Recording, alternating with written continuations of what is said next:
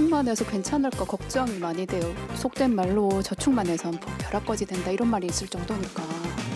주식도 많이 하고 코인도 많이 하고 있는데 변동성도 크기 때문에 안전한 투자처가 있으면 그것도 해볼 용의가 있습니다. 코로나발 경제 위기 이후 은행 이자가 바닥을 치면서 저축만으로는 자산을 늘리기 어렵게 됐습니다. 마땅한 투자처도 없다 보니 주식과 가상화폐 시장에 돈이 몰리기도 하는데요. 불안한 시장 속에서 내 자산 어떻게 지킬까 하는 우려도 큽니다. 그래서 이번 가치경제에서는 금융 전문가들과 함께 효과적인 투자 방법에 대해 알아봅니다. 그 세계 시장에서도 코로나 어떤 대응 정책이라든가 백신의 보급 정도에 따라서 금리가 조금 결정이 될 것 같습니다.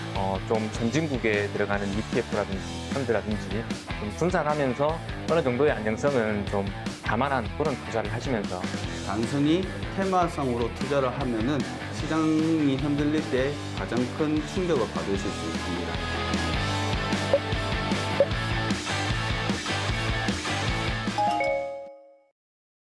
돈이 많이 풀렸다 보니까 이제 돈을 좀 걷어들이자라고 하는 게 금리 인상인 거죠.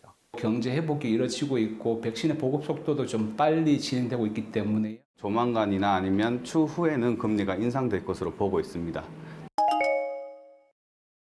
그래서 어떤 특정 지수에다가 투자하는 펀드를 주식시장에 상장시켜 놔서 우리 일반 주식처럼 똑같이 사고 팔고 할 수 있는 펀드라고 보시면 됩니다. 쉽게 설명드리면 큰 바구니 안에 2차 전지에 관련된 종목들을 30개에서 50개 아니면 100개를 집어넣고 어떤 종목은 오르고 어떤 종목은 떨어지잖아요. 그럼 그런 종목들의 평균적인 합이 그 ETF의 수익률이 된다고 보시면 되십니다.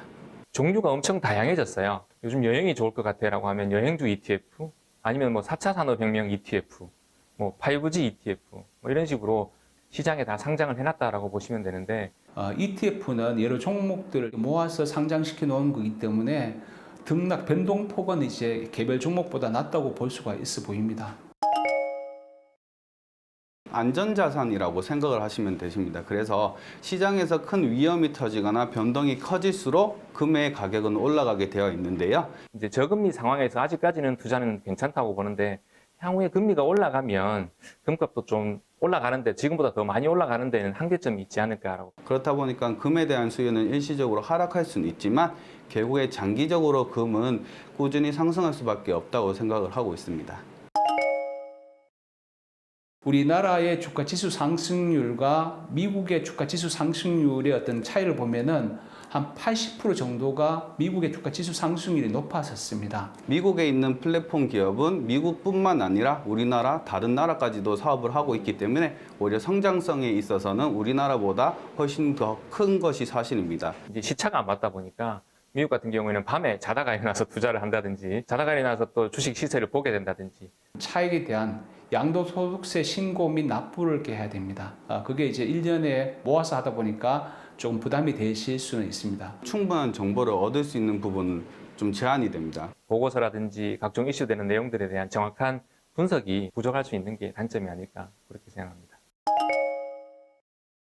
사회초년생 같은 경우는 이제 요즘에 MZ세대라 해서 본인에게 아낌없이 투자하는 세대라고 불리지 않습니까? 조금 더 공격적으로 투자를 하시면서 자산을 보호하는 개념이 아니라 자산을 증식하는 구간이 맞다고. 등락이 있긴 했지만은 계속해서 꾸준히 우상향했었습니다.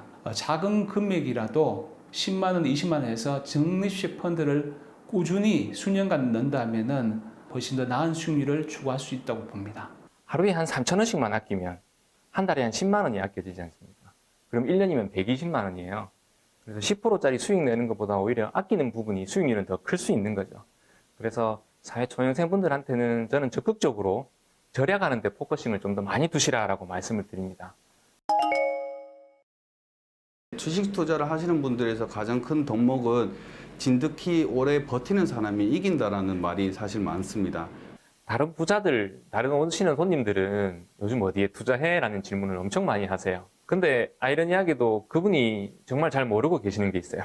다른 부자분들도 그분의 투자하는 것을 궁금해 하세요. 특별히 이분들이라고 어떤 그들만의 리그에서 대단한 정보를 가지고 투자하는 것은 저는 아닌 것 같아요. 적당한 투자처를 찾아서 적당하지 않을 만큼의 긴 시간을 투자해서 부자가 된 분들이 엄청 많으셨어요. 차트는 사실 시장 환경이 변하는 것에 대해서 기술적으로 대응하지만 이제 내재 가치를 보기 위해서는 이제 재무제표를 볼 줄 아셔야 된다고 생각합니다. 저는 유튜브도 정말 많이 도움이 된다라고 생각을 해요. 그런데 이제 유의할 점은 그 유튜브라는 거를 도움이 되는 유튜브 채널들은 나 말고 엄청나게 많은 사람들이 같이 보고 있다라는 걸 생각을 해야 돼요. 그래서 어떤 거기에 비법이라든지 투자 방법이라든지 투자 종목이 나온다고 해서 그거를 따라하는 거는 저는 올바르지 않다라고 봐요. 제가 안 그래도 질문을 받고 이렇게 많은 생각을 해봤는데 책 안 읽고 부를 유지하기는 힘들다고 하더라고 보니까요. 좋은 분들의 생각을 제 습관으로 만들면은 저는 이렇게 부자가 되는데 좀 가까워지지 않겠나. 제가 이제 부자분들을 많이 만나고 있는 직업을 가지다 보니까 그분들이 가지고 있는 공통점 이런 거를 좀 찾게 되더라고요. 세상에 관심이 많으세요. 뭐냐면 주변에 무슨 건물이 들어온다든지 공단이 들어온다든지 그런 거에 대한 정보들은 정말 많이 알고 계시더라고요.